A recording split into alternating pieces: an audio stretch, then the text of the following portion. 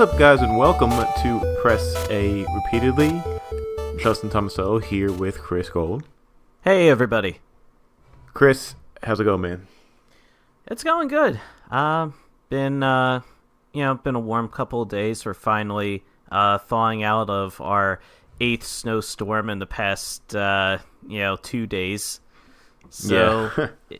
it's been a little rough up here in the Northeast, but we're surviving. We're making it through. Yeah, I heard that Rita's Water Ice opened this week. Their first day open is the first day of spring, and of course that was the day where it snowed like crazy. And I just imagine like all those Rita's employees going to work for the first day and just can't even park, and it's just insane to get there. And I'm sure very small amount of people even showed up. I don't know, because you're forgetting a crucial fact about when Rita's opens for the season. That first day of spring, that is free water ice all day. You get one free water ice Are you per serious? person. Mm-hmm. Yeah, you get a free water ice when you go to Rita's. And yeah, so I imagine that some people showed up and they were like, oh, where's my free water ice? And it's like, sir, it is death outside.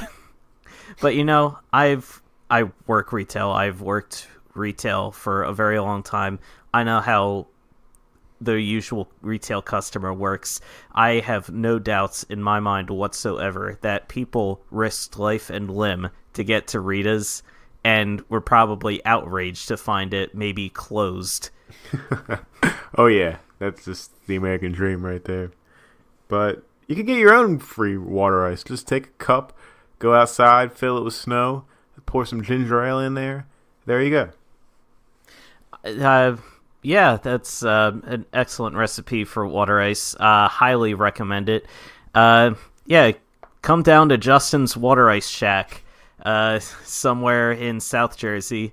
The location varies day by day, but if you get lucky and you find Justin on the side of the road hawking his wares for only $11.99 a glass, you get his tasty, delicious, environmentally conscious water ice. Sure, yeah. As a kid, me and my brother and my sister used to eat snow slushies all the time. Like the first, it's obviously like right as it's snowing, so it's just fresh snow. It's not like when it's been sitting out for a while. But yeah, you just scoop like a cup with the fresh snow, pour a little bit of soda in there. It's delicious. I never actually tried that. Yep. Yeah, it's really good. Yeah, I never ate the snow. I had a very deprived childhood. There's probably some dirt in there, but not gonna kill you. Yeah, listen, everyone needs to eat some dirt every once in a while, to survive and bulk up. As the great Earthworm Jim said, eat dirt. Speaking of Earthworm Jim, who is a character from video games, Justin, this is a podcast about video games, is it not? Beautiful segue. Thank you. I do my best here. But yeah, we've had a lot of time to sit and think for ourselves with all the snow that's been happening here in the gritty Northeast. And we've got a lot of games that we've been playing and starting. And Justin, you mentioned that there's a lot of games that we've started, but we haven't really quite hit the finish line on. Yeah, a little while ago we did an episode about backlogs and how to deal with games that we've started but haven't wrapped up yet. And kind of ran into this idea of kind of a fun way to tackle that. This week what we're going to do is kind of a continuation of that discussion, but we're going to put a little bit of a spin on it where Chris and I are going to list games that we're currently playing or, haven't really played in a while that we think that we're pretty close to the end of, but just for whatever reason, we kind of fell off and haven't finished yet. And at the end of listing those for each of us, we're going to pick a game for the other to finish of that list. Yes, so Justin is going to list his games, I'm going to list my games, and then from my list, Justin is going to pick one of those games for me to beat for next week, and I'm going to do the same for him and his list for next week. And when that happens, we'll report back on our findings and see if we're able to actually meet that challenge or not. Yeah, it's like lighting a little bit of a fire under our tushies. Yes, and we all know how much we love a gentle flame up against our tuchuses. Yeah. But until then, Justin, there are games that we have started to play this week, or games that we may have continued from last week. So let's dive in and talk about some of those games. What are you playing? Yes. Okay. So I think this is a first for a PAR podcast, but I started playing a game that was a previous indie arcade game for you in an earlier episode. Oh, yeah. I think this might be. What is that mystery game, Justin? That game is Kingsway. It was a game I gave you. I don't know what episode, but I'm sure our diehard fans would know off the top of their head. Yeah, check the PAR wiki. Yeah. Yeah, and you'll find which episode it was. Yeah, I had given you that game because I had done some research of that game, and I thought it looked awesome, and I really wanted to try it.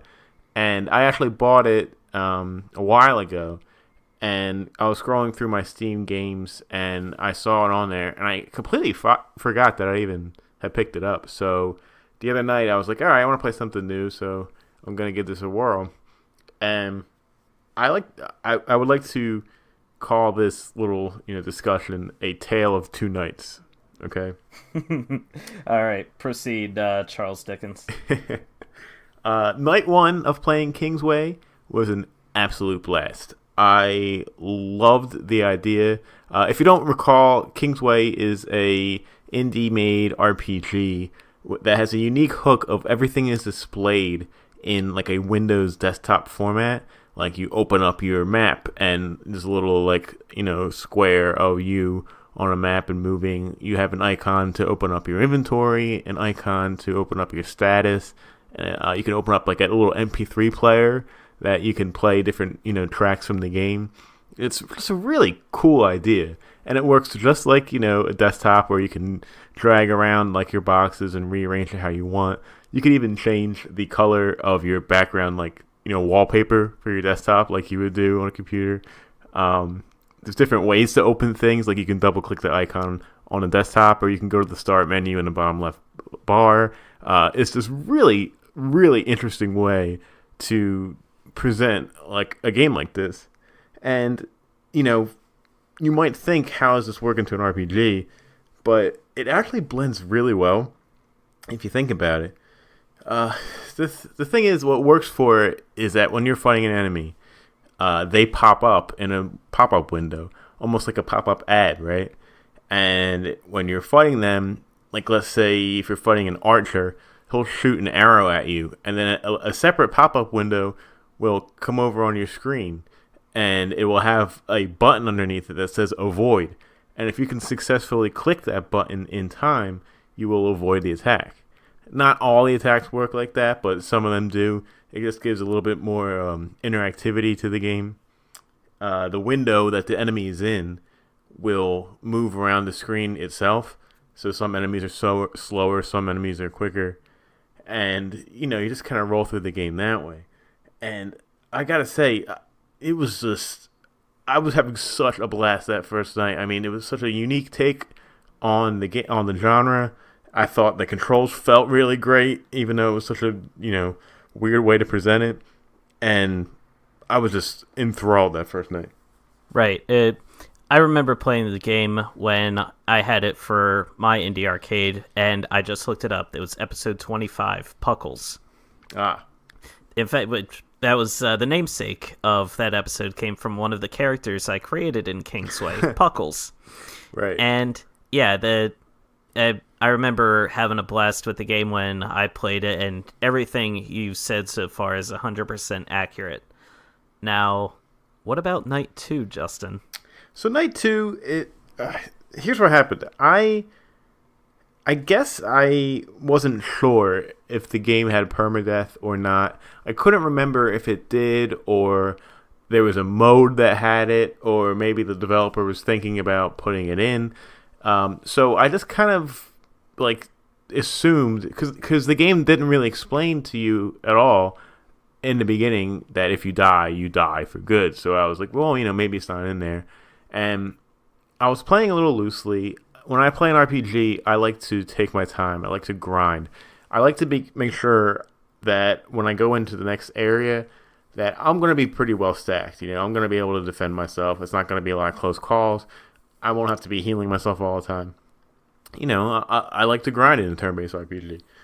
So, how the game works, and again, I wasn't really sure about this aspect of the game either, because to my knowledge, I could be wrong, but I don't remember them explaining this aspect of the game either in the beginning. As you move across the map, there is a shadow that is lurking to the left side of the screen, like the left part of the map. And your goal in the game is to go across the map and light these 3 beacons and then make it to the end of the king's castle. And what happens is, as you're progressing, as you're exploring dungeons, as you're leveling up and fighting battles, that shadow on the left side of the map comes in to the right slowly and starts to cover the area of the map. And I didn't realize it till after a little while. I was like, oh, hey, half the map is kind of covered in this dark shadow. That's weird. And the shadow that it's presented like on the screen has like these weird kind of like tentacles like moving around it. So obviously it was some sort of like evil force shadow thing. So I had gotten that. But what I didn't realize was, if the shadow is covering where your player is on the map, it's almost like these shadow enemies are released in that area. And the shadow enemies that you run into are super hard, and they're super populated, so you run into them a lot, and they do a lot of damage. You're using up all your healing items and stuff, and they killed me. Like I got stuck into a spot because I was just trying to go back and turn in some quests and do some grinding, and I didn't really realize how the whole shadow system worked, and I was just stuck. I was in a bad spot. And by the time I realized what was happening, where these shadow people were coming from, it was too late. And I died. And yes, of course, permadeath was part of the game. I loaded back up the game, and my player icon was just a tombstone that said RIP. And it gave me the option to bury my hero that I had made. And boy, was I in a foul mood. Yeah, it's never fun when you encounter permadeath and a character that you've been playing for so long just dies like that, because you've invested all that time and energy into them. The one thing is, though, when you do create a new character, if I remember right, you can carry one of the items that you had over to the next character you create. So if you found like a super powerful or super rare item, you can actually transfer that over to whichever new character you have.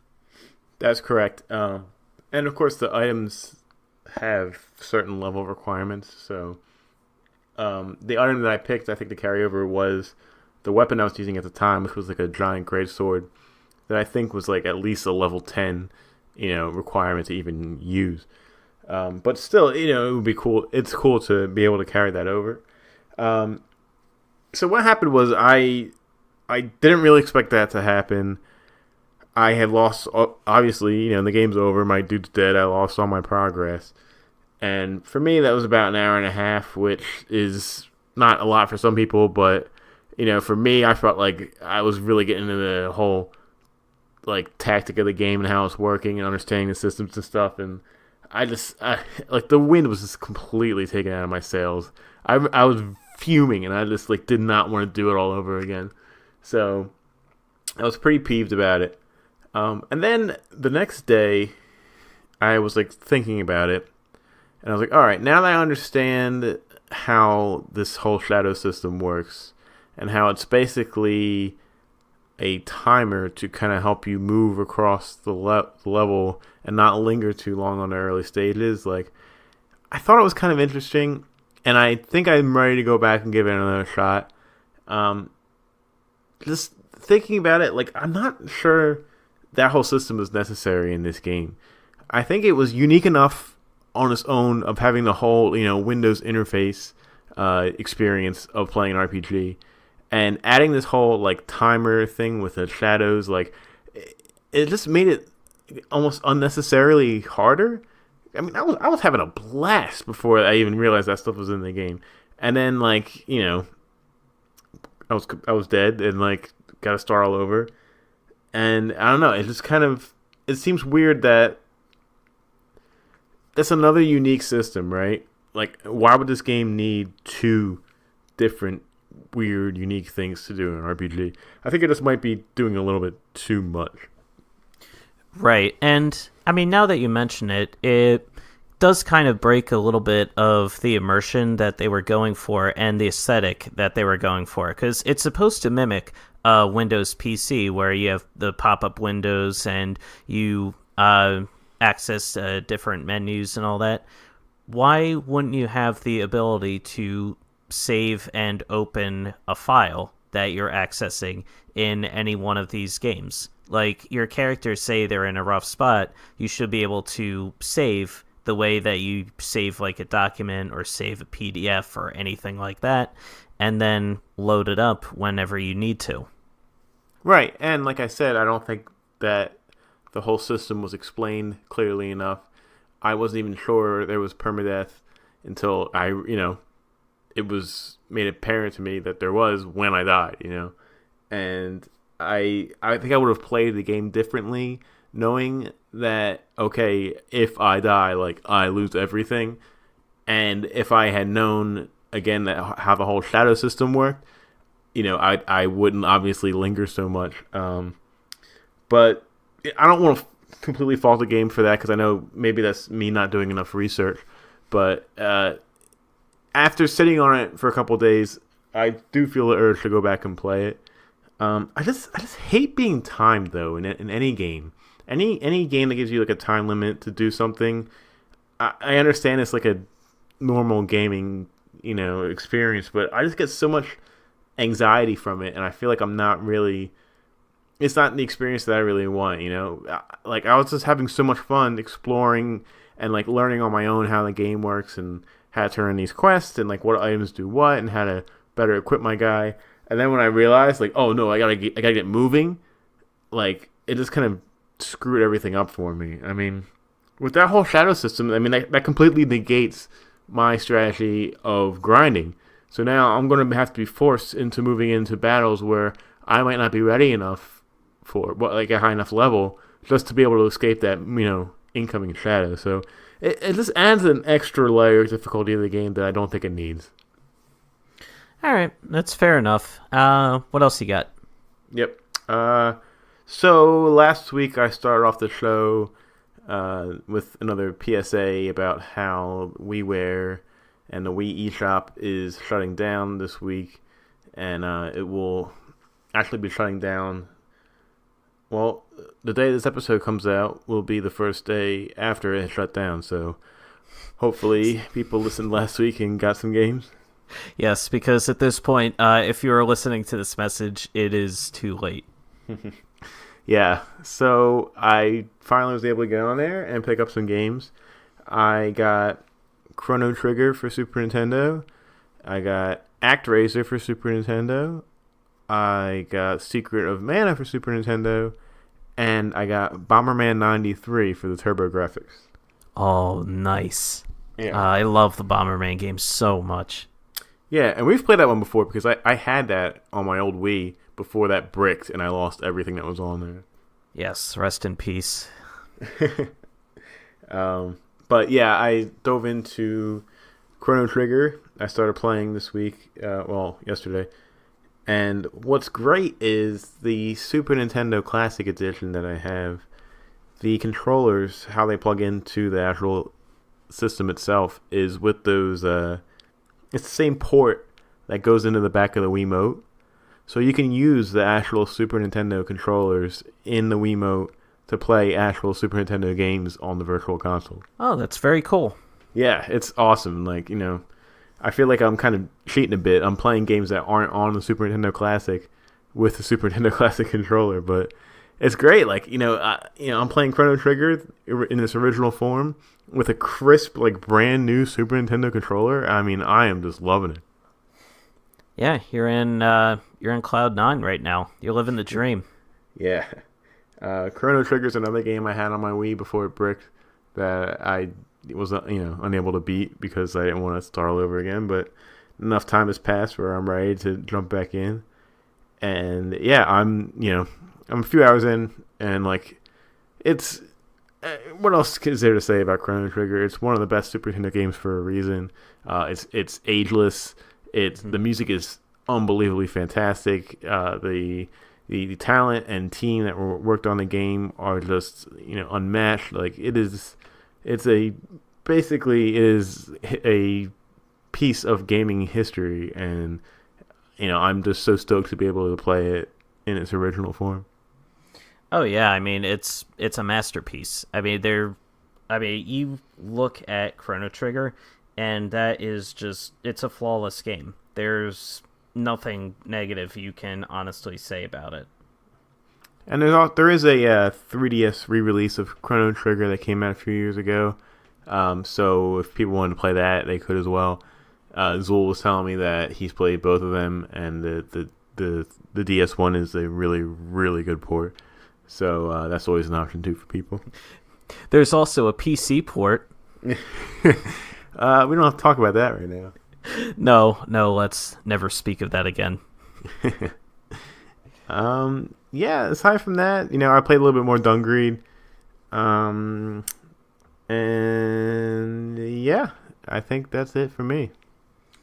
All right, fair enough. So this week, I've been playing a couple new games. First one, probably the most notable for what's come out recently, is Sea of Thieves. Oh, you got it. Technically not. I stopped over at Elena's, and I played her copy of the game, which she had picked up. Well, that counts. Yeah, I suppose. I mean, it is my copy of the game now. Yeah. So I was playing my game on my Xbox One. Uh-huh. And let me see. Firstly, the game, I didn't realize this at first, but when the game loads up, now Elena had played the game a little bit earlier, and she got as far as creating her own character. There actually is not a customizable character creation for the game. I've heard that, and that is really surprising. Yeah, it was surprising to me, and frankly, very disappointing. What you do is, what Elena was doing is she was kind of going into the character screen where your character is generated, and she kept backing out and going in until a character was generated automatically that she felt resembled her most. So she couldn't go in and tweak like the eyebrows or nose or hair or anything like that. She just had to just wing it and hope that when she went into her character select screen that her avatar was going to be someone who resembled her. Now, if you die, do you respawn as a different character, or is it the same one that you selected in the beginning? No, it's the same character you had at the beginning. Oh, then I just cannot figure out why they would not add a simple character creator.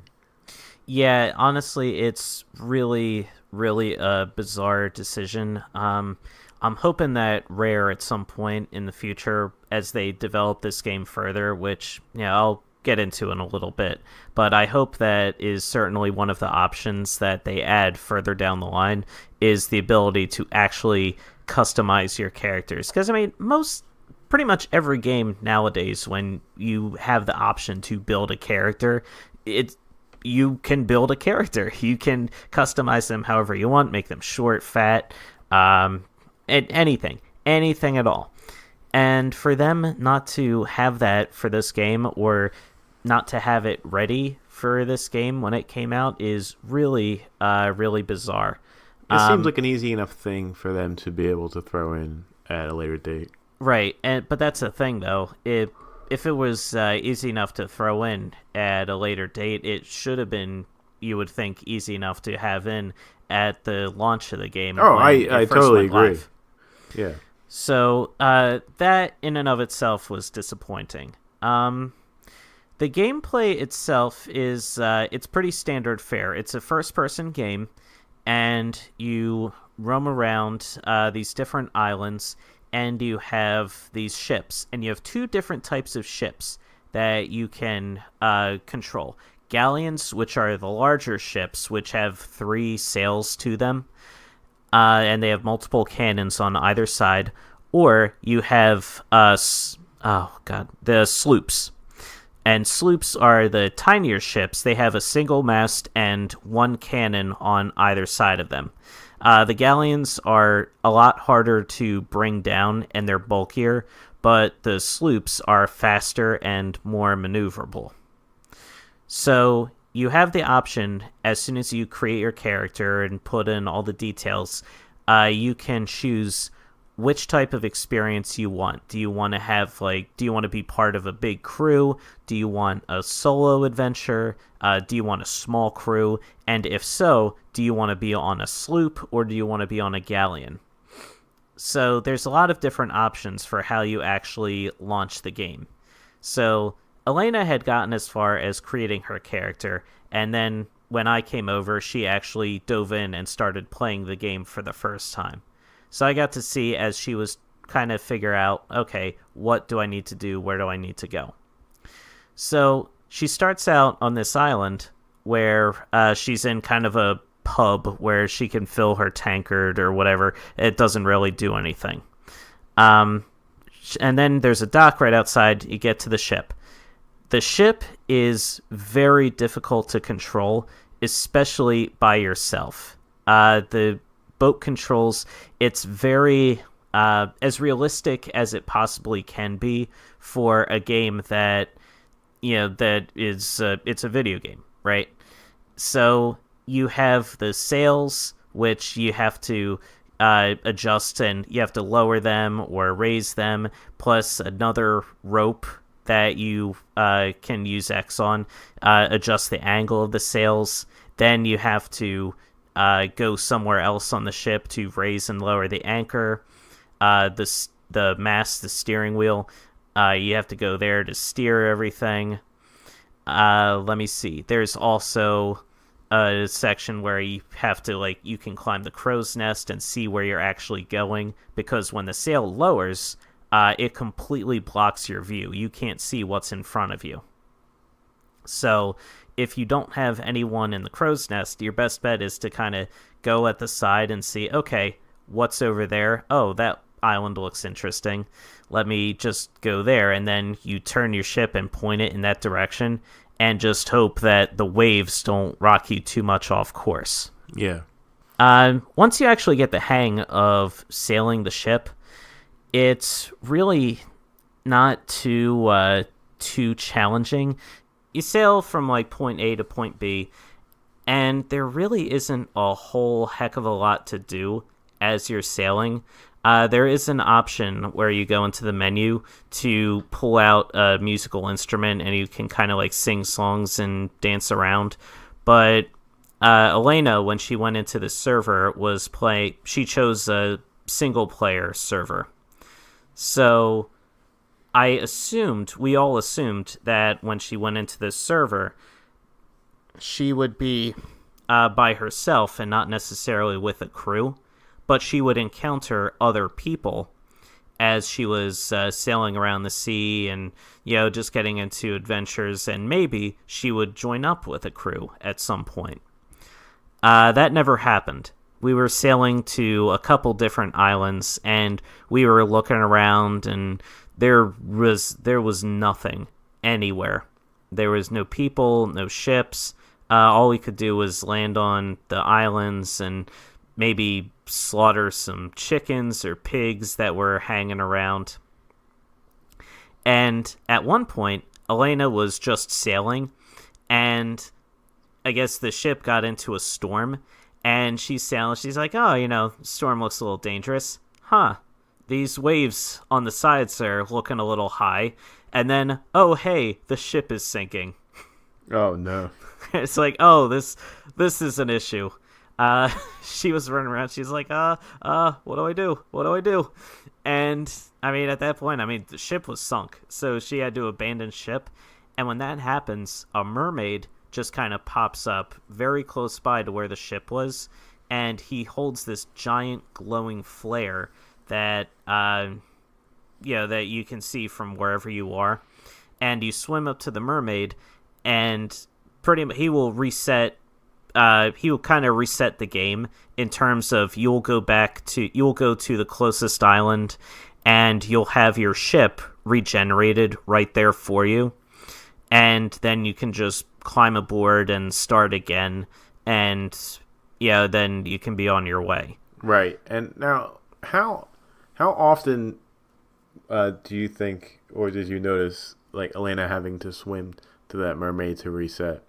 Not too often. It was, it was just the one time where the ship sank, and then Elena handed the controls off to me.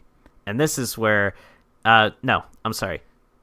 We decided, okay, the single-player server wasn't working because there was no one else around to play with at all. So we were like, all right, let's quit the game and join in a regular server. So we went into a multiplayer server where we were part of a small crew on a galleon.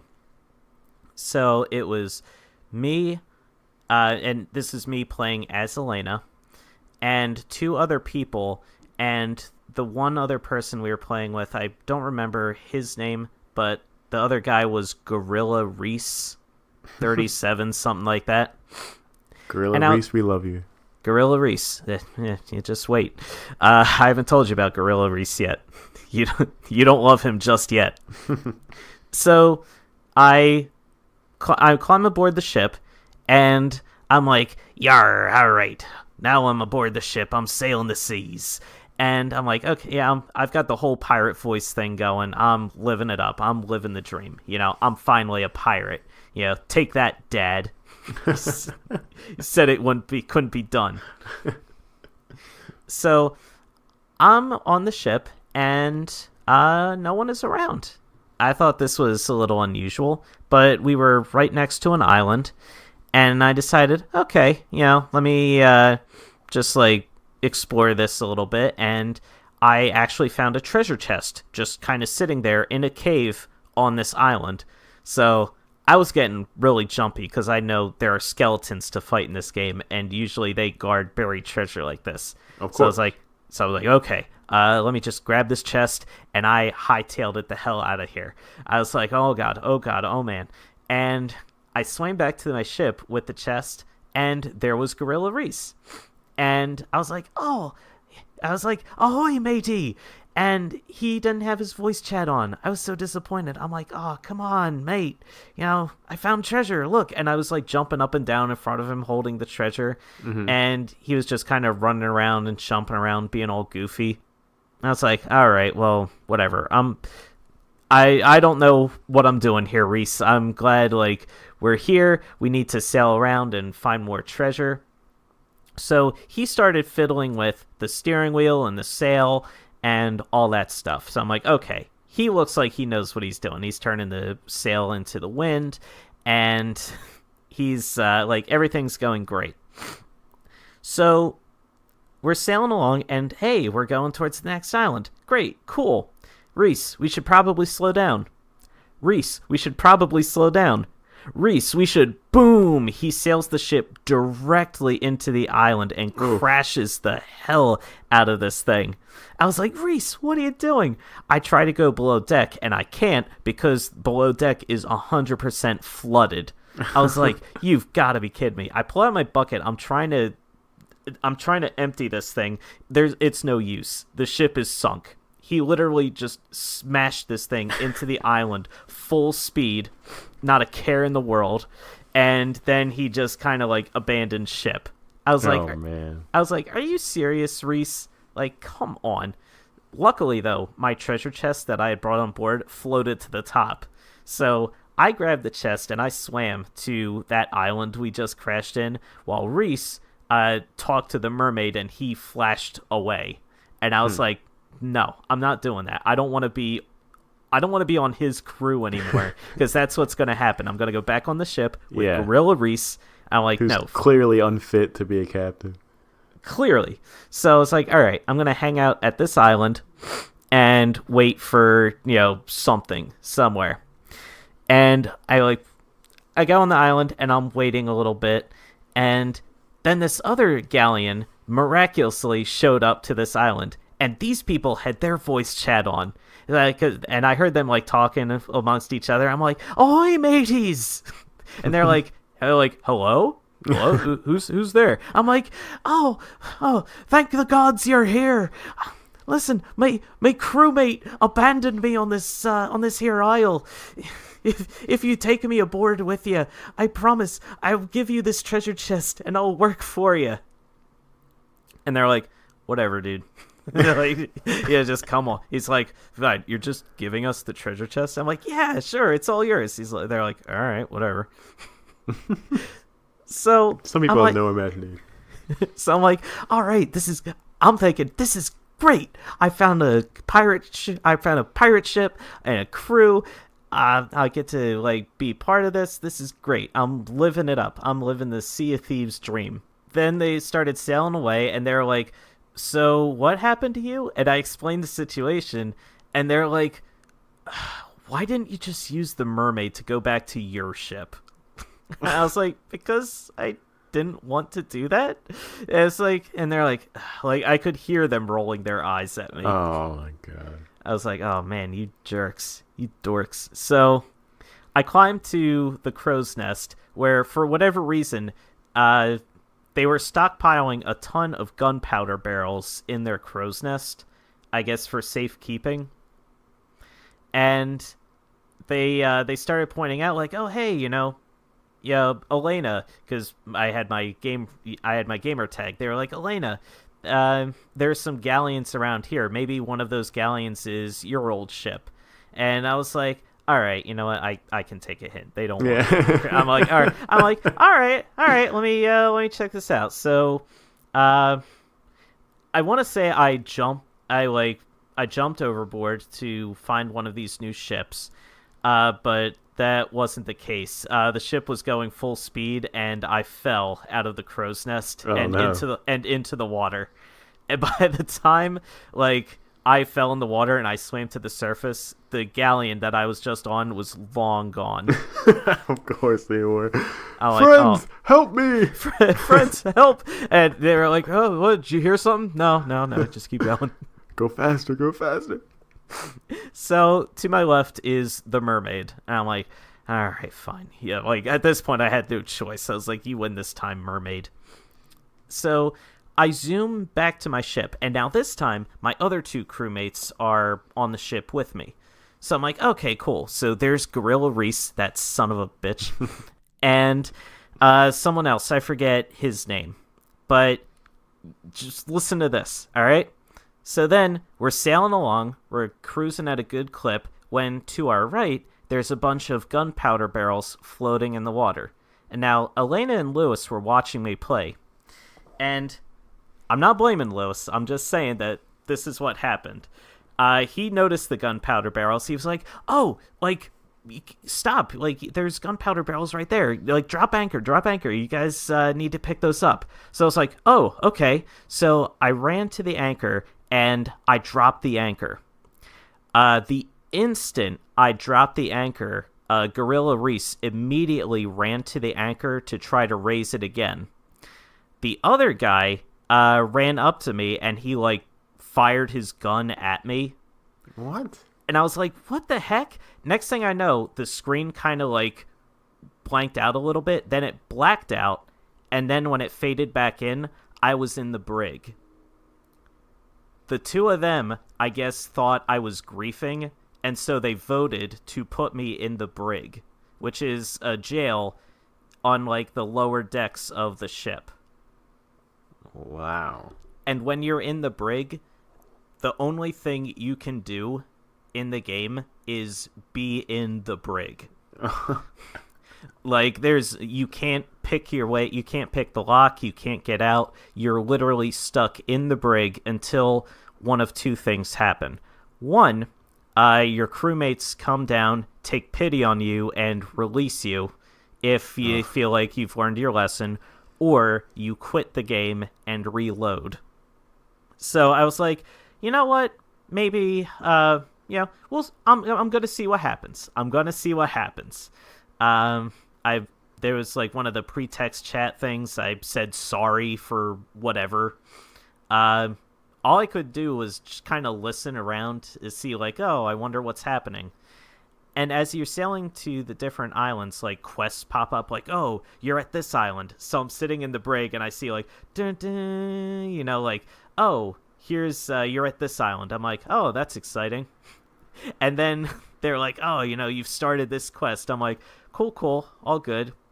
And then, like, I'm just sitting in the brig, not hearing anything. And next thing I get a big dramatic pop-up telling me Captain such and such whoever has been defeated. And I'm like, great, exciting, cool. This is all very, very fun. That sounds like a nightmare to me. Because... If it's... Because I know it's teams of 4, right? And if you're playing with 3, they sit you with a rando, right? So... I can see 3 friends, like, take the rando and, like, throw him in the brig and just completely ignore him. And that is just, I mean, that's not cool. It is very not cool. And a lot of stories I've heard about the game so far is a lot of situations like that have happened 100%, where people have decided, you know what, let's just throw this person in the brig because it'll be hilarious. Yeah. So, yeah. So then... they got back to the ship. I heard them walking around on deck. So then I used my chat option again, saying, I forget what I was saying. I said sorry. And I guess then they realized, oh, hey, that other person is in the brig. So then the two of them came downstairs into the brig, and they were like looking. They went to the cage door, and they looked at me for like 30 seconds, and then they ran back up to the top deck. And just, like, stayed there. And I was like, start, quit game, yes. That's awful.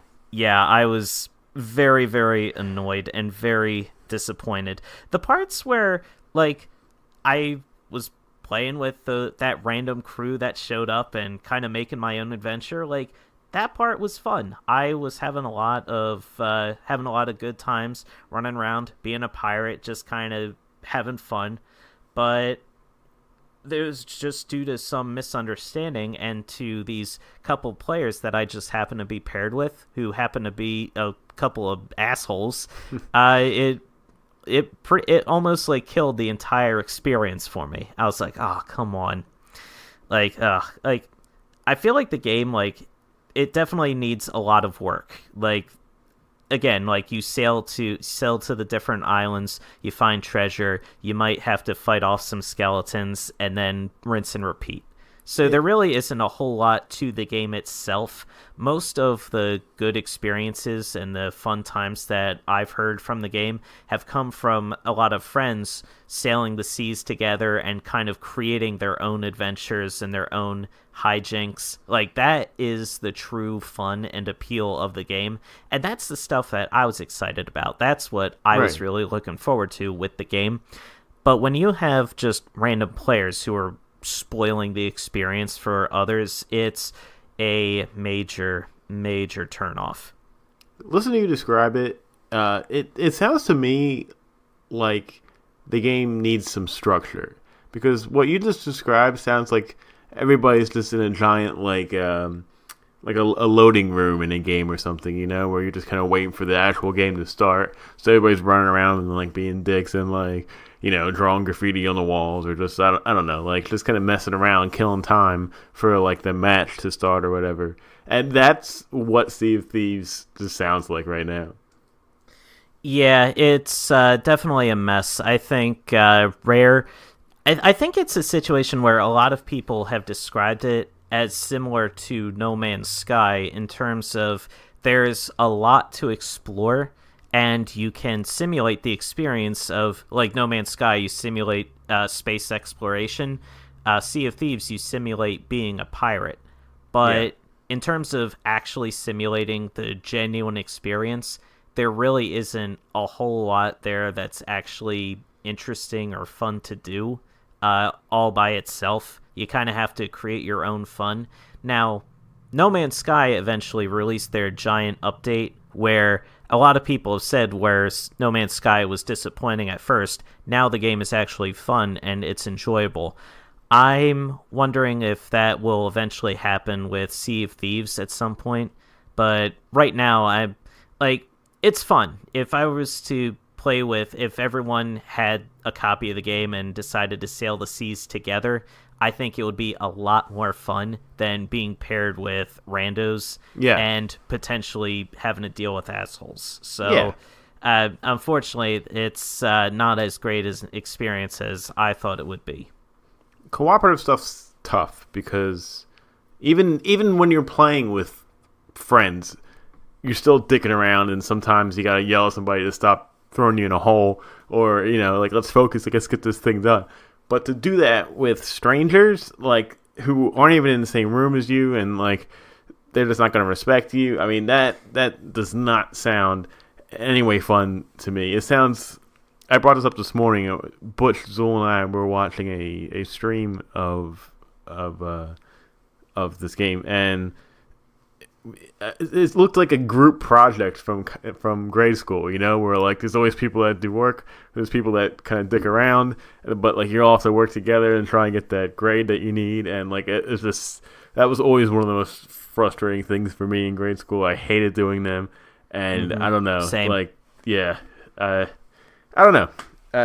I don't want to knock the game too much because some of that does look fun, and like you said, with friends that are working together, I think it could be a lot of fun. But I'm also not crazy that it sounds like it's pretty much exclusively a multiplayer game. It sounds like that the solo stuff really doesn't amount to really much of anything, and that's kind of a bummer too. Just one final note with Sea of Thieves. Artistically, the game is, I think, beautiful. I love the cartoony aesthetic to everything. I love the way the characters look. It's got that old school cartoony feel.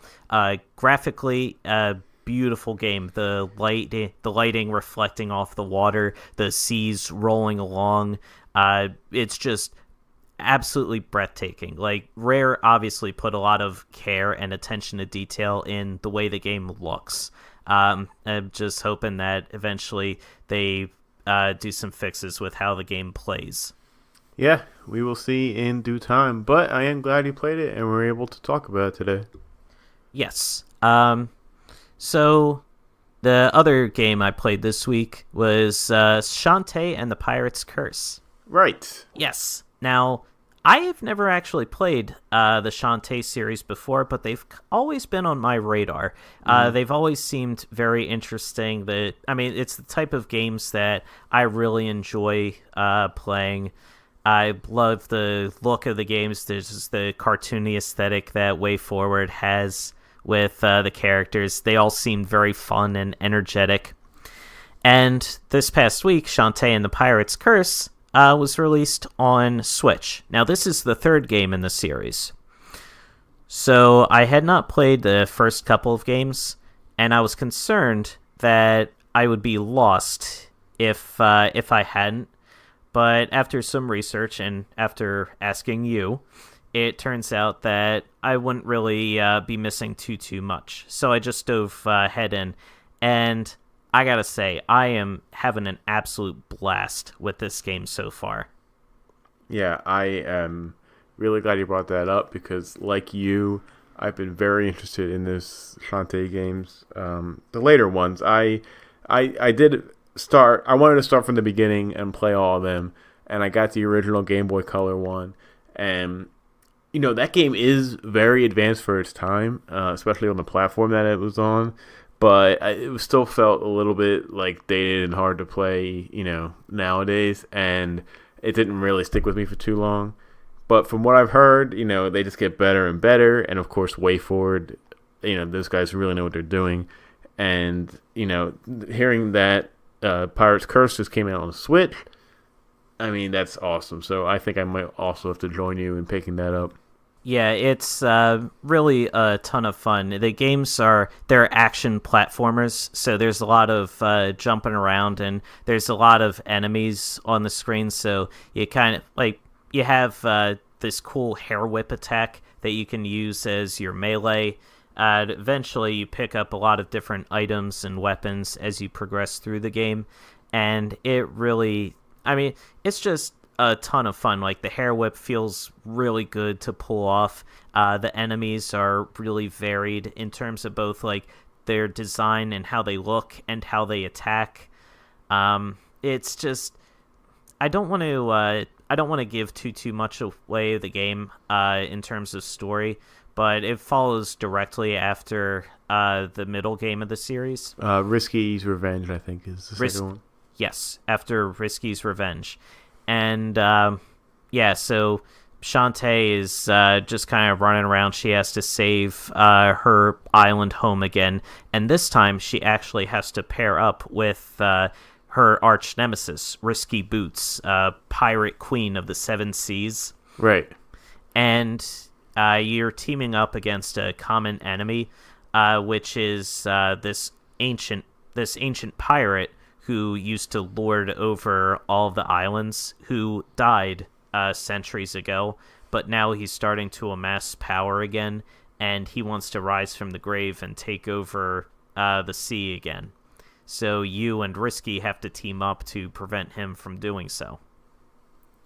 And I love the writing of the game. Like, each character has their own unique personality and their own unique touch.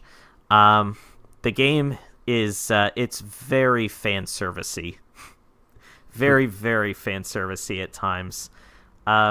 There's one mission, kind of halfway-ish through the game or so, where you're in this desert kingdom, and for whatever reason, Shantae shows up. And everyone's like, "Oh, the princess has returned." And she's like, "Princess? What? You must have me mistaken for someone else." And they're like, No, like, you're our dear princess, like, come from, after being gone for so long." And so they take Shantae and they put her in this, in her room. And the whole thing is like a stealth mission. You have to sneak your way out of the palace now, because if you're caught, everyone's like, "Oh, princess, what are you doing out of your room? You need to get back into your room." Right.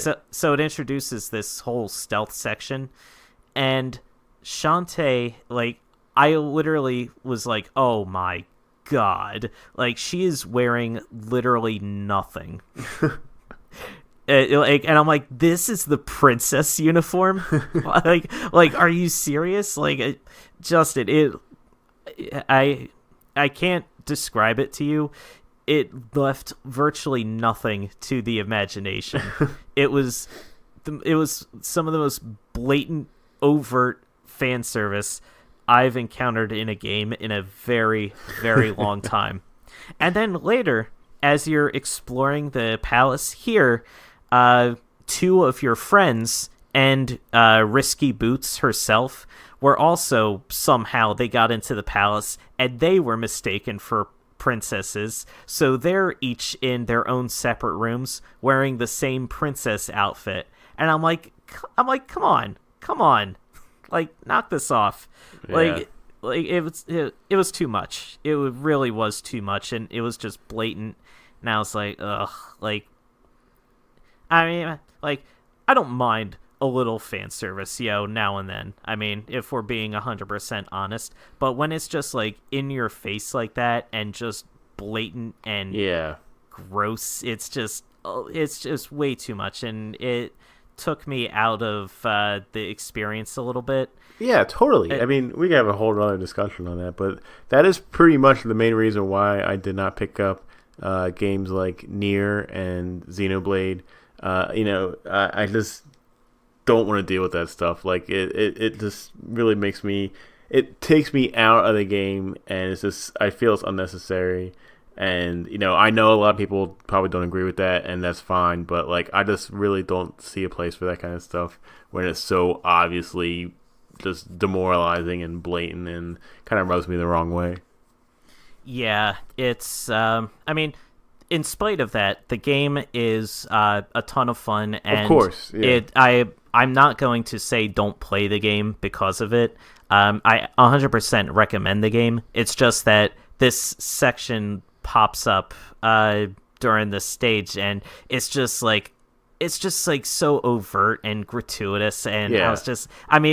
it's literally so gratuitous that I'm spending a good chunk of time here talking about how gratuitous it was. I mean, there was just no reason for it other than to be like, hey fellas, check it out. Yeah. And I'm like, ugh.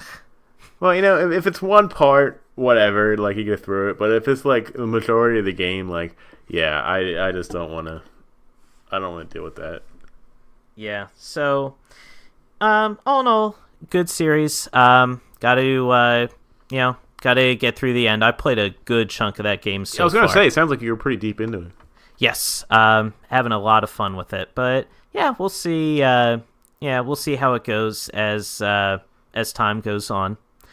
The other game I devoted a lot of time to this week, Justin, is a game that is very near and dear to your heart. Uh-huh. That is the Indie Arcade. Indie Arcade. Oh my god. As you may recall, last week I gave Justin the game Toddler Simulator to play for his Indie Arcade game, but due in between bouts of vomiting in pure disgust at the thought of even thinking about the game, let alone playing the game, Justin used his Quiz Time Supreme winnings to flip the game back on me, forcing me to play this game. Which I might add, Zul told me that was a very wise move to do, so I'm not feeling too bad about, using that move for this particular game. Well, so the game now falls on me to play and to talk about. And Justin, I gotta say, you really, really missed out. I feel like you severely misused your Quiz Time Supreme winnings on this game, because it just very well may be the best game I've ever played in my life. I think you're being sarcastic. No. I mean, it's very easy, very, very easy when you start up the game to think, what a colossal pile of shit this is. It's extremely easy to think that. Okay. But if you think about it, if you think below those initial thoughts, you'll realize that the game is a very deep commentary on the American condition and society as a whole. So the game starts out, you start out as a toddler and you're just dropped into the world. And it's like, all right, here you go. Enjoy. And Okay. I feel like that is a great metaphor for how we are all brought into this world and just told to explore and run around and just bump into blocky textures and knock them askew as they bounce uselessly around all over the place. The game has very ugly graphics. If this were on a PS1, you might think, oh, this is probably very early PS1. But I feel like that's an intentional design choice by the developers to speak to the way the world hasn't really evolved, even though we think it has over the past several decades. It's Those very scrawls that you're grasping it's for very it's are a almost very empty. it's a very smart design choice. You also have the option to customize your toddler in different ways. Once you it's weird though how the character selection is. Like, as soon as you're dropped into the world, you can change the way your toddler looks at any time by pressing the H button. And that brings up... Listen, there's a lot about this game that doesn't make sense. Right? Just bear with me. Okay. So you hit the H, and you get to see your baby full on where it's standing. And you can change its facial shape. You can change the way the eyes look. You can change the color of its shirt. You can change the color of its nappy, its diaper. And you can, you can just change the way the face looks. So I made the face of my baby just this snarling sort of beak-shaped look where its eyes were like furrowed in this ever-present angry scowl. It's probably the face I made when I was first looking at the game. That's the look that I was going for. For whatever reason, though, you can't really change, you can't change the size of your baby. You can't change the hairstyle of the baby. So you've got kind of like this Widow's Peak / like Elvis look thing going on the entire time. Yeah, the babies look like a like garbage version of Jimmy Neutron. That's a very accurate description of what the babies look like. You run around the game. You run around and literally you just smash things. As you're clicking the left button, you'll swing your fists and you'll hear like a as you're swinging you acquire points for all the different items that you destroy in the game, and you get a multiplier for how many of them you destroy in a row. There are kind of sort of achievements in the game for destroying certain things. Like if you destroy like 50 garbage cans, then you get points for that. There are golden nappies that are scattered throughout the world. And they're hidden in some hard to reach places, some out of the way areas. So you kind of have to find those, and then you'll get a prize for winning those. It's, again, very, very easy to say that the game sucks and is just a horrible, horrible experience. But that is just on the surface, Justin. You understand. You should have been a philosophy major. The game is very deep and complex emotionally and spiritually. It makes a great commentary on capitalism at large, as there's one area of the game where I stumbled across a pizza place. I actually shared a screenshot of this on Twitter, where I was at the Pizza House cafeteria, not cafeteria, cafeteria bar and lounge. And among the chef's specials that were on display for that day at this pizza place were chili crab and barbecue lobster. Is that all on one pizza? I assume. I can only assume that like there was sweet and sour chicken and chili crab and barbecue lobster. Each of those are their own individual pizza. I mean, let's get real, Justin. You can't ruin a perfectly good barbecue lobster pizza with chili crabs. Yeah, that's pretty egregious.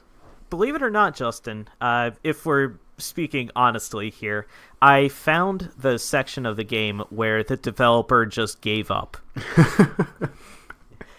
And that was somewhere in the middle of town. There's these two shops that are right next to each other. I forget their let me see. Okay, so it's one building, and the shops share the building on either side. One side in a blue sign is Jerry's Shoes, and the other side is Paul's Hats. On each door, it literally says go in. on the doors themselves. When you go into Jerry's shoes, it's a pale blue floor with a lighter pale blue walls, a brown ceiling, and blocky furniture on the inside, and that's it. And on the wall is literally the Boromir meme, where it says, "One does not simply collect all the golden nappies." Oh my god. If you go into Paul's hats, there are actually three memes on the walls. One of them is the Dos Equis man saying, "I don't always play Toddler Simulator, but when I do, I always mess up the Fine Arts Center." There's that one baby that's like pumping his fist. It's like the successful toddler. It said, "Destroyed everything and got all the golden nappies." And then there's that one meme where the guy is walking with his girlfriend and he like looks back at the one lady walking by. The lady walking by is Toddler Simulator. The guy is everyone, and the annoyed girlfriend looking at him is all other games. Well, that's a pretty big stance on the game. Gotta be cocky to be confident. Yeah, listen, you gotta be cocky to get ahead in the video game world, and I feel like that's what the developer needed to complete a game like Toddler Simulator and actually push this out there for people to experience. You needed a big set of balls. Because, man, it's an experience. At one point, I got into the corner of the map and I was trying to drive a forklift around. As toddlers do. Right, and I hit a tree and the forklift flipped over and it sent my toddler through the ground, and I fell below the map. And I just fell forever and ever and ever. It was one of those situations where everything around me was white. And if I peered my camera way down, I could actually see like a few pixels wide my character, my little toddler. And if I moved around the controls, I could see the toddler run around a little bit. And that's when I turned the game off. Seems fitting. Yeah, it's... Toddler Simulator was certainly one of the most enlightening experiences of my life. Justin, I'm really, really sad that you didn't get to experience this game, because I feel like if you had given it a chance, you would have liked it. I'm sure I will have trouble sleeping tonight because of that. Yeah, it's certainly one of the most complex games I've ever played in my life. In fact, it's so complex that I cannot honestly recommend that anybody ever play this game for any reason, because the ideas presented within are just far too complicated for the average human mind to comprehend. Well, I appreciate you working excruciatingly hard to put a positive spin on this experience. And you have no idea how excruciatingly hard it was. You were a good sport, and you gave it a fair chance. And you came up with a wet, nasty diaper, and sometimes that happens. Yep, sometimes we just gotta get our hands all up in there. That's horrifyingly, disturbingly gross. It's very true. You don't deal with babies too often. I've had to change a couple nephews' diapers now and then. Yes, I will agree that it's been 30 years straight of not having to wipe anyone's ass other than my own, and I would like to keep that going for a long time. Yeah, we'll see about that. So now, Justin, it turns to you. And now, as we remember, per the terms of the Quiz Time Supreme agreement, since you flipped Toddler Simulator on me, I cannot give you a bad game this week to play. So I am honoring that agreement. Thank God for that clause. Yeah, you are. Yeah, you are 100% not getting a bad game this week. This game is actually very well acclaimed. It's related to a game that was recently released that I have given some time to, but I don't think you have. So we're going to give that game a little bit of airtime. Justin, your game is FTL, Faster Than Light. Oh, okay. Awesome. This spaceship simulation roguelike allows you to take your ship and crew on an adventure through a randomly generated galaxy filled with glory and bitter defeat. Wow. All right. So if anybody forgot, this is the precursor to the latest game from this developer, Into the Breach. Yes, I was going to remember it. Thank you. Yes, and I have not played either. Chris, you have played both or just Into the Breach? I've played just Into the Breach, so okay. I had not actually given FTL any time before this, so I'm actually really interested to see like how similar this game is compared to Into the Breach. I've heard that it's very similar in that it's it's a tactical strategy game. It's roguelike in terms of the maps are different every time you start out, but I want to know like exactly how similar it is, what the major differences are, and just what this game is about. Because it was very well acclaimed when it first came out, and to this day, still people sing the game's praises. Overwhelmingly positive reviews on Steam. My brother played this game and told me about it a while ago, and he was really a big fan of it. And yeah, I'm watching the video right now. It looks really cool, like a lot of deep strategy. I like the over-the-top, isometric look of, your character running through the spaceships. And it, is really cool to be playing that now with Into the Breach just coming out. So this was a great pick. Thank you for being very nice to me after you just had to endure what you had to endure. Yep. Yeah, don't worry. I'm patient. Yeah, I am not looking forward to 2 podcasts from now, but I guess I got some time to prepare. Yeah, you have some time to prepare, because who knows? Maybe that week it will actually be a nice game, and then then the week after, the time after that, it will be when I strike. Who knows, Justin? I'll never tell.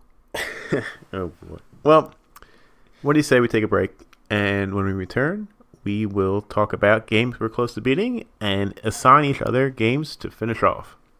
Sounds like a plan to me.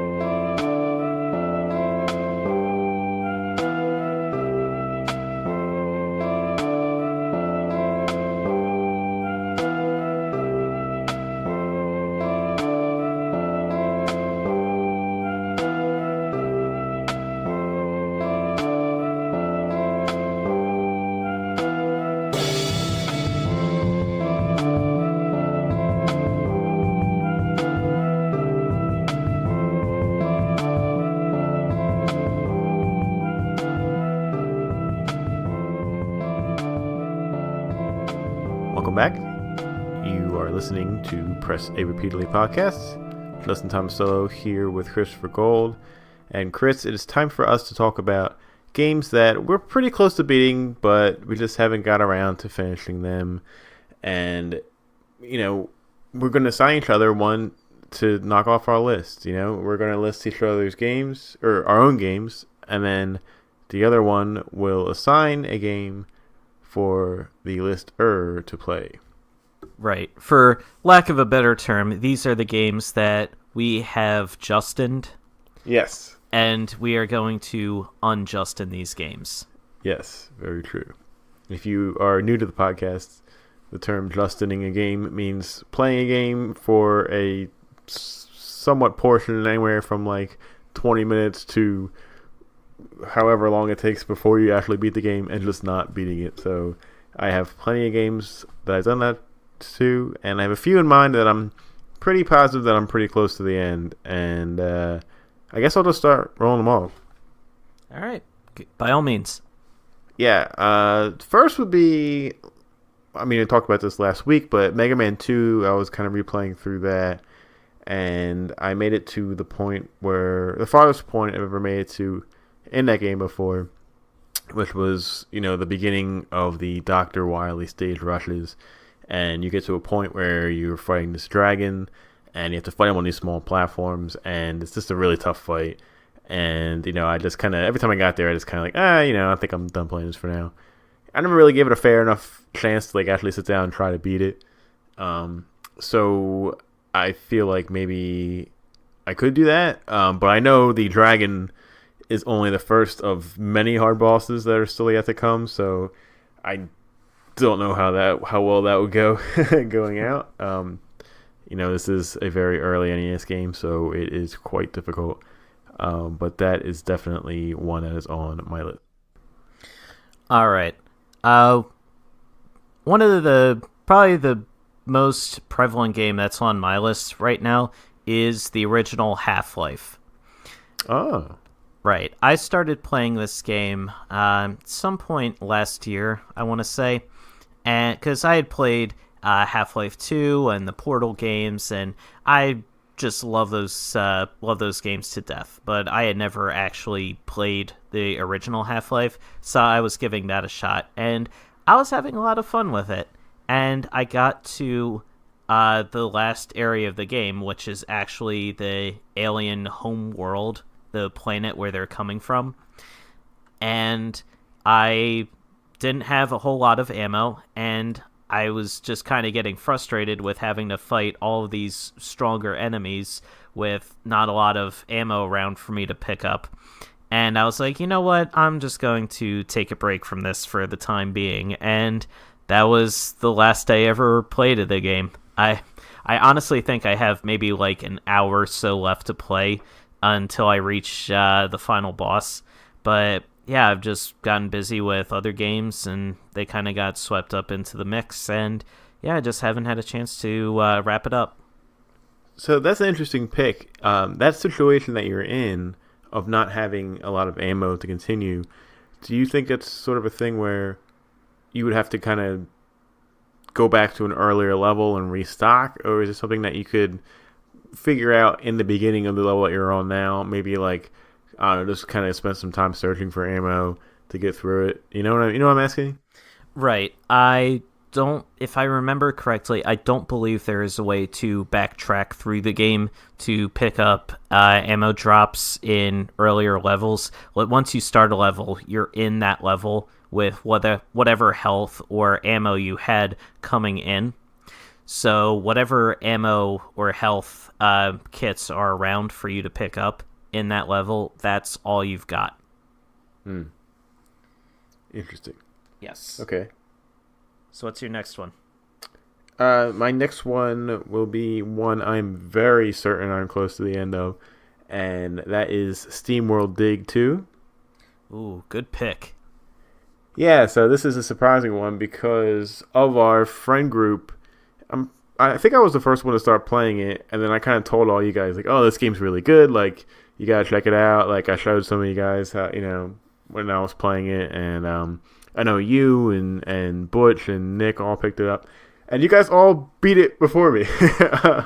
And I know you all loved it. You all really enjoyed the ending, and I don't know why I kind of fell off it, but I think I was spending a lot of time just exploring and trying to find all like the hidden items and the collectathon kind of stuff instead of really focusing on the main story of where to go. and I think I just need to go in there and just kind of wrap it up. As someone who's beaten the game, do you know if after you beat it, you can keep playing to go find some more collectibles, or like does the game kind of like end when you beat it? Oh no, you can absolutely go back into your save file and play. Just play whatever other parts of the game you want to. You can find new areas to explore, find hidden collectibles. I'm pretty sure the game auto-saves before you hit the final area of the game, so you can absolutely double back and find new items or new weapons or what have you to explore. So yeah, you don't have to start a whole new experience just to try to 100% the game. Right, yeah. And, I think I'm pretty close. I got the jetpack. I think that's the last upgrade thing that you can get in the game. I did that whole scene when you go into that underworld of Vectron, and like you're running away from those like screaming, creepy robot things. Oh, and, that part. Yeah, it's a really freaky part.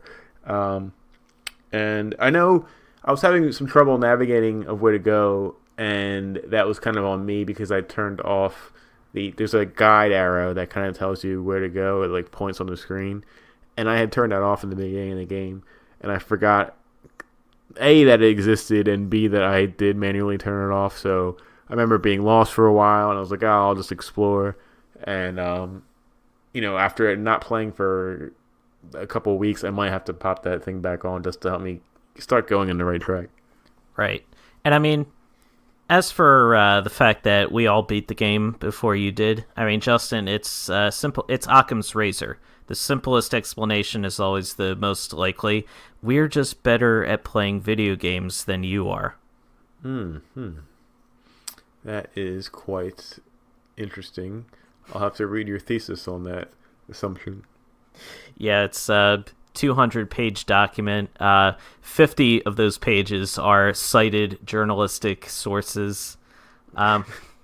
20. There's a whole 20-page section that's dedicated strictly to Toddler Simulator and the themes that it invokes and addresses.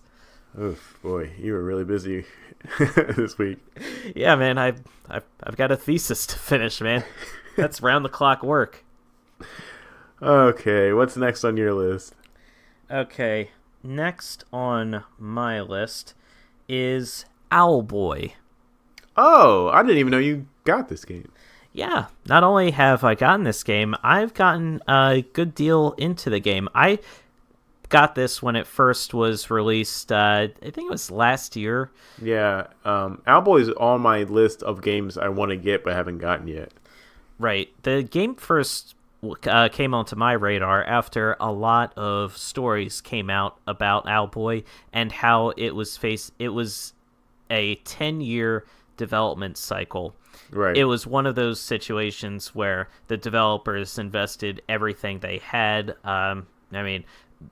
Relationships were lost over the game. I mean, literally, the developers sacrificed a ton to try to get this game ready and developed, and it finally came out last year or a couple of years ago. I think it was 2016. And I picked it up when it was first released on the PC back then, and it's really, really fun. I love the look of the game. I am really a big fan of the gameplay style. It's just that once I got, I think, somewhere where I'm maybe 2 hours away from the end of the game. It's not a very long game. I think all told it's supposed to be like maybe a 10 to 12 hour game. Mm-hmm. And I think a couple hours away from actually beating the thing, and I just stopped. I just haven't actually finish the experience, but it's a wonderful game. I had a blast playing it, and I mean, it's certainly a game that I need to go back to and actually finish up because it's fantastic. All right, yeah, very cool. And that just came in on Switch too, I believe. Yes, it did. So, clearly I have it already on PC, so I'm not going to pick it up again. But if you still haven't picked up a copy, Justin, I think that Owlboy would be a perfect game for you to snap up for Switch. Yep, I might just do that. All right. And what's your last game? The last one I will mention today is a game that came out pretty close to a year ago that I had played a really good amount of, and I kind of got a little bit stuck, and I kind of pulled a Justin on it, and that would be the remake of Wonder Boy: A Dragon's Trap for the Switch. That is a great pick. Yeah, I absolutely love the art style of this game. I think it was my personal favorite of the year, art style wise. It's just so cool to play it and to be able to flip back to the retro style at any moment. And you can do that same thing for the music. It's just the presentation of the game is just done so well. The problem with the game is that because it is so dated, the navigation is very... The game's laid out weird. Like, you go left and go in this door, and it brings you to another world. And then you continue down, like, that portion of the level, and there's another door that brings you to, like, a third world. And then, if you're back in the beginning of the game, but let's say you want to go back to that third world, you have to walk through that, second world again, all the way to the end to get to the third world. There's no, like, warps or anything. There's no, like, stage selection. And there's a lot of doors, so you forget, like, which ones did what and where to go. And so it's going to be kind of tough for me to get back into that. I think what I'm going to have to do is do what they did in the old days and, like, literally draw a map of what doors do what and bring me where so I can figure out where to go. I remember there's a door that it brings you to an area where you can change. Like, the story of the game is that you're, like, this knight guy and you get zapped by this spell that transforms you into different animals that have different abilities. Like, you become a dragon with fire breath, and you become like a fish thing that can swim underwater. And there is a part of the game where you can go and stand on this platform and pick which, like, animal you want to be. But it's, again, in, like, this one door that takes a while to get to, and I completely forget where that is. I forgot where it was when I was playing the game, and I couldn't remember how to get back to it and change my character. So yeah, so that's going to be a little bit tough to, like, navigate, but I do really want to beat that game. I love so much about it, and that might be a good one to complete this week. That is a rough game to have Justined. Yeah. That's a tough one because it's very easy to get lost in that game. And I mean, that's when you're actively playing the game and you kind of have an idea of, oh, where do we go? What do I do? But you've been away from the game for so long. Oh, man, if you go back into that one, that's going to be a little rough to reach the finish line. Yeah, there's a great meme of it's a screenshot of Pirates of the Caribbean, and it's like Johnny Depp, like, looking, like, really confused on the beach, and then it just says when you load up your save file from, like, months ago and don't remember what you were supposed to be doing. Yeah, there's something similar to that with Gandalf from Fellowship of the Ring when they're going through the mines of Moria, and he's at that crossroads in the cave, and he, like, looks to his left, and then he looks to his right, and then his eyes are just kind of looking to the left again, and it's like, I have no memory of this place. Yeah, that's gonna be me. My final game that I had Justined is a game that is currently out for, I think it's just the Switch, and it is Thimbleweed Park. Oh. Yeah, I got pretty deep into Thimbleweed's story, and I'm sort of figuring out the mystery behind the mysterious death of this man who was face down in the river, and how it may potentially be linked to the death of the old man who once ran the pillow factory, which put Thimbleweed Park on the map, and how everything is kind of interrelated. This if you recall, Thimbleweed Park is an adventure-style game that's patterned very much off of the old LucasArts games of old, something similar to Indiana Jones and the Fate of Atlantis, the Secret of Monkey Island games, Grim Fandango, absolute classic, not just PC games, but adventure games in general. Fate of Atlantis is a personal favorite game of mine from my childhood. And Thimbleweed Park perfectly replicates the gameplay style, the scenery, the look, and most importantly, the humor. This game is very smartly written. It's hilarious. There's a lot of breaking the fourth wall. It's just an absolute blast to play. And it's just one of those games I got far into, but then other games started cropping along, and they took my attention, and unfortunately Thimbleweed Park just kind of fell to the wayside a little. How many hours do you think you're into Thimbleweed? That's a good question. I don't have my Switch currently with me to check, but if I had to guess, I'd say about maybe 5 to 6 hours or so. Okay, yeah, because I think Thimbleweed is also like around the 8 to 10 range, so yeah, you probably are pretty close.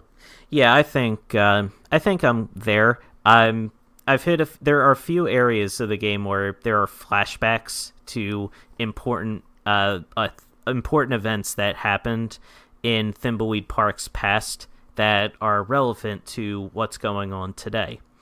So I just wrapped up one of the second major flashback, and I don't know how many more there are to go, but I have a feeling I'm getting close. Adventure games, by design, because they're mostly narrative-based and character-driven, they're not really long because there really isn't too much in terms of actual, like, unique gameplay that you can fit into those games. They're more all about telling an interesting story.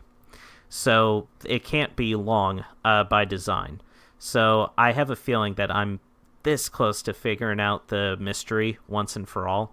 But I mean, until I beat the game, I'm just not sure. Yeah. And plus, a challenging adventure game is going to have some pretty tough puzzles for you to figure out that are going to take some time, as long as you're not going online looking up the solution. But, that's going to add some meat to the experience as well. Yeah, absolutely. Yeah. All right. So we've reached the part where we have to assign each other a game to complete of that list.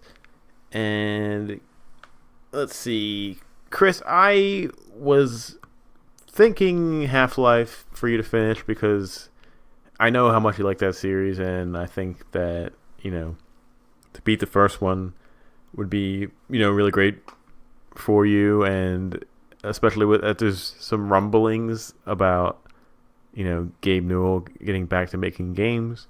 Don't want to get into any wild speculations. Half-Life 3 confirmed!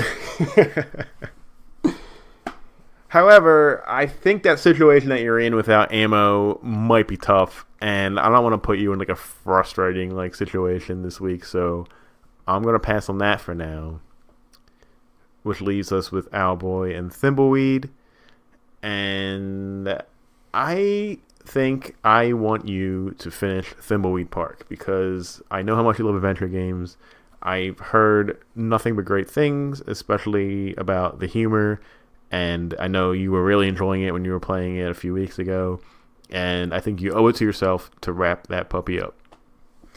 Well, thank you, Justin. I got to be honest, I was a little excited that you picked Thimbleweed Park. Of the games that I listed out, I think that's the one that I would most like to beat myself. So I'm glad that you picked that. Thank you very much. I'm going to do my best to wrap it up by the next time we record. And let me see, for you, so you have Mega Man 2, SteamWorld Dig 2, and Wonder Boy the Dragon's Trap. Correct. Similar to your thinking with Half-Life, being a bit of a challenge for me to jump back to after all this time away. I think Wonder Boy would also be too much of a challenge for you jumping back again, because it's a bit of a confusing layout. You're not going to be sure where to go without actually looking it up. Even where you are in the game right now is really hard to determine after so much time away. So that, I think, would be a little too tough. So between Mega Man 2 and SteamWorld Dig 2, I really, really enjoy SteamWorld Dig 2. I think it's a phenomenal game.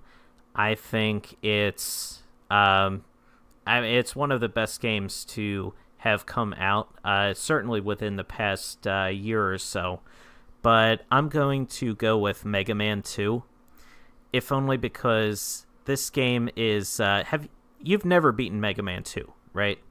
I have not. Yeah, okay. So this isn't just a replay. All right, then yes, Mega Man 2, because, I mean, that game is just an all-time classic. And I think being able to say that you've beaten one of the best games of all time, a game that was very influential and inspiring to millions of gamers and future game developers out there, I think that sort of game to have under your belt, to say, yes, this game I have beaten, to hold up the head of Dr. Wily and say, I have beaten Wily, I have conquered this man, look upon him, ye, in despair. I feel like that would be a major confidence booster for you. So I'm going to go with Mega Man 2. All right, cool. It's definitely going to be challenging, but I'm willing to give it my best shot and try and beat it, and ready to hopefully talk about it next week.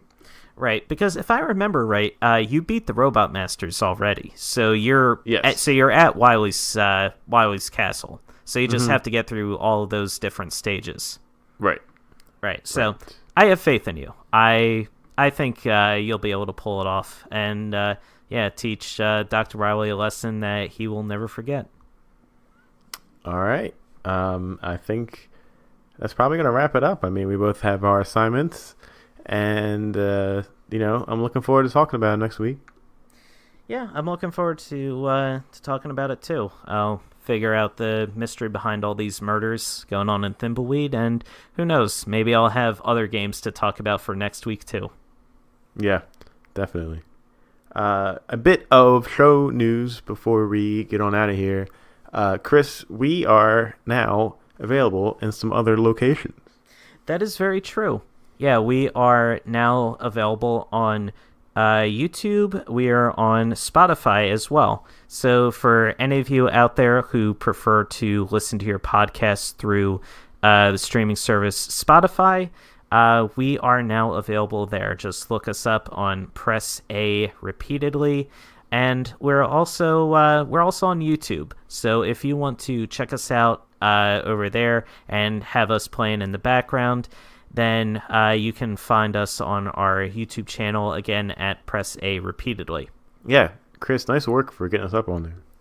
Yep. Yeah, we're moseying right along. We are the world's greatest video game podcast for a reason. That's all the hard work you and I put into making this show. The one show that millions of people around the world listen to every single day. And if you're a true fan, you will sync up 5 computers with iTunes, Google Play, Podbean, YouTube, and Spotify and play the podcast together, and you will hear a secret message from us. Yes, we always include a secret message, and if you pair all the episodes that we've released so far and play them all backwards, you will hear an overall message, which obviously is not complete yet because we have more episodes to go. But if you're willing to put in the time and the work, you're going to finally hear the secret behind everything. The walrus is Paul. The Paulrus. That's all for this week. Remember, Press A repeatedly posts new episodes Tuesdays on iTunes, Google Play, Podbean, YouTube, and Spotify. If you like what you hear, please take a moment to rate and review the show or tell your friends about us. It helps other people find the podcast and will really help us grow. And thank you to all who have rated, reviewed, and subscribed so far. We love you. You can follow us on our Facebook page or on Twitter and Instagram. We are at Press A Repeatedly. I'm at Seagold113, and Justin is at Oaf7724. You can email us any questions or comments at parpodcast@gmail.com. That's parpodcast@gmail.com. That's all for this episode. Chris and Justin signing off. And remember, to guzzle 8 cans of soda and win 5 silver points, press A repeatedly.